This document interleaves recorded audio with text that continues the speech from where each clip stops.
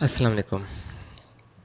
आज हम देखेंगे कि अगर किसी बच्चे को चोट लगती है तो क्या उसके बाद उसको टेटनस का टीका लगाने की ज़रूरत है या नहीं है। इससे पहले हम देखेंगे कि पैदाइश के बाद बच्चों को जो हिफाजती टीके लगते हैं उसमें टेटनस का टीका कब कब लगाया जाता है। टेटनस का जो टीका होता है पैदाइश के बाद 2 माह की उम्र में, फिर 4 माह की उम्र में और फिर 6 माह की उम्र में लगता है। इसके बाद पहली बूस्टर डोज 15 से 18 माह की उम्र में लगाई जाती है। दूसरी बूस्टर डोज 4 से 6 साल की उम्र में लगाई जाती है। उसके बाद 11 से 12 साल की उम्र में तीसरी डोज लगाई जाती है। इसके बाद हर 10 साल के वक्फे के बाद बच्चे को बूस्टर डोज लगती है।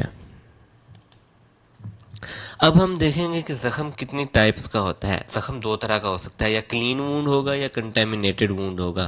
कंटेमिनेटेड वूंड का मतलब है कि उस पर कोई मट्टी वगैरह या कोई जानवर के पखाना वगैरह लगा हो सकता है।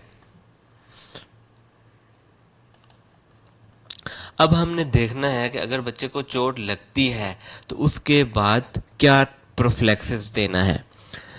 हम टेटनस के प्रोफिलैक्सिस के लिए दो तरह की चीज़ें यूज़ करते हैं। एक को हम वैक्सीन कहते हैं और दूसरे को हम इम्यूनोग्लोबुलिन्स कहते हैं।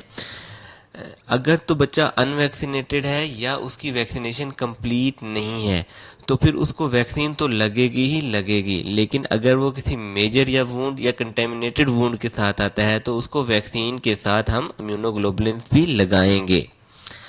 अगर एक बच्चा किसी माइनर इंजरी के साथ आता है और उसकी वैक्सीनेशन कंप्लीट है और उसको प्रॉपर बूस्टर डोजेस भी लग रही हैं तो हमने देखना है कि उसको आखिरी बूस्टर डोज कब लगी है। अगर उसको आखिरी बूस्टर डोज 10 साल से कम अरसे में लगी है तो फिर उसको मजीद टेटनस के किसी टीके की ज़रूरत नहीं। लेकिन अगर उसको आखिरी डोज लगे हुए 10 साल से ज़्यादा अरसा गुजर चुका है तो फिर उसको टेटनस की वैक्सीन लगाई जाएगी।